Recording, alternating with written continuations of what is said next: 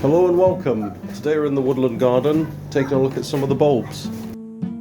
All planted, the autumn just passed. And with a bit of care, the displays are going to build year on year.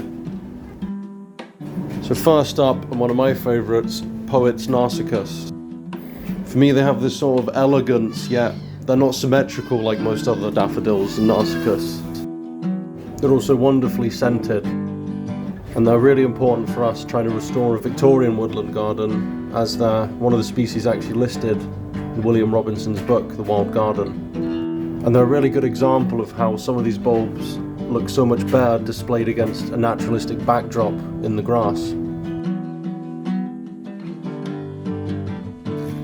Next up we've got wild tulip, Tulip sylvestris, this is Latin.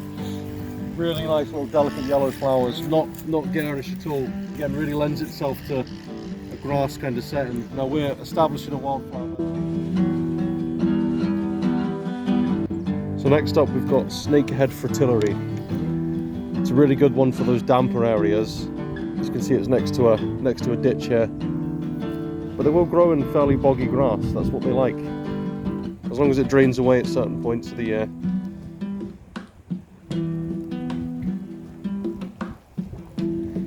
Underneath the shade of this copper beech, you see it just coming into leaf now.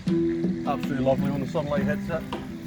We put in some wild garlic, about 2,000 bulbs, and they've taken quite well. It's quite damp here. When it rains it doesn't drain away quickly.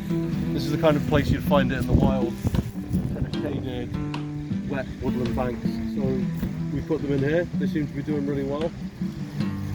We probably won't be expecting to be able to harvest them for a number of years, because they need a good few years to actually thicken up with the bulb and start producing bulblets and properly spreading. But I imagine they're going to be in here for a long time. Tulip ballad. Now I like this one, it's quite interesting because we've managed to plant it in quite a formal area of the garden, and as any tulip would, it doesn't look out of place at all. Show you in a minute. We've also naturalised it in some grassy areas and it looks stunning. It looks really good. We were worried it would be a bit twee, a bit overly pretty for a woodland style garden, and it hasn't at all. So that's it in its more formal setting there.